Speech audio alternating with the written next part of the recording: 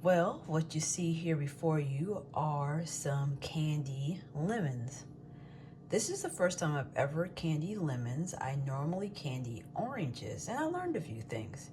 If you notice here, I got a perfect half, but most of my lemons fell completely apart. The inside just fell out. So next time I'm either going to cut these thicker or just leave them as like a whole circle. But nonetheless, you can still eat the peel and it still tastes really good. So how you make this is that you make simple syrup and you take equal parts sugar and equal parts water. So because I only used 2 lemons, I took 1 cup of sugar and 1 cup of water. Oh, I'm not telling y'all this in order. I'm leaving out an important step, so let's run this back. The very first thing you want to do if you're candying anything, you want to boil whatever fruit you're candying for about a minute. What that does is takes the bitterness out.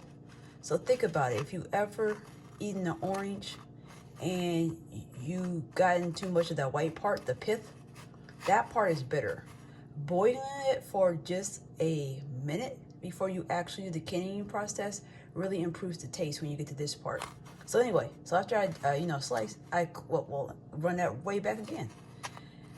Clean the actual citrus. So I like to put a little bit of baking soda on there. You can also put some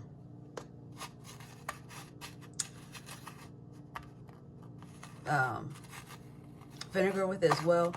Use a little tiny scrub brush and clean out the outside. Slice the fruit, boil it for a minute. So let the water get to boiling. This is super important. Let the water get to boiling, then add it in. Because if you put the fruit in and then let it get to boiling, the fruit's gonna fall apart. Then after that, you get 1 part sugar, 1 part water. So for me, I use a cup of sugar and a cup of water. Let that get to boiling. Once it's boiling, you put the fruit in and you turn it down. This takes about an hour, but you want to do it low and slow. And over time, it will thicken up. And once it is thickened up enough, you get your little rack. So right now, I got a little cookie drying rack. I put paper towel underneath it in case some of the syrup drips down. And then this is the cool part here. Whatever's left, this is some dope simple syrup. So now I have lemon simple syrup, and my husband used it last night to make an old fashioned. Like, quit buying that, shelf stable simple syrup, because if you know anything about like making jams or jellies, you know that sugar is a preservative. So you could just make it at home. Like, this has been sitting out on my counter all night. It's fine. I'll put it in the refrigerator probably later, but I needed it to cool down because I didn't want to use the fridge to do that. But anyway, I just roll it in the so after it reduces down and it has this like let me show you another one.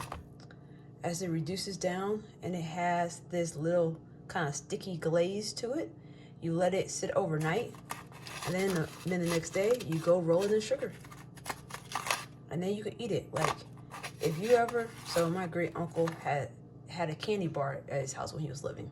So, and he always had like these gummy candy with sugar on it.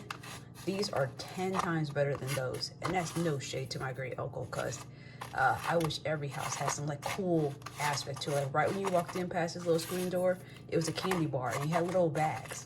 Let's just say my children loved it. But these are natural. You can make them at home, and these can sit out. You can even make these and hang these on your Christmas tree and eat them on Christmas Day. I attempted to do that because I made some candy. What did I make?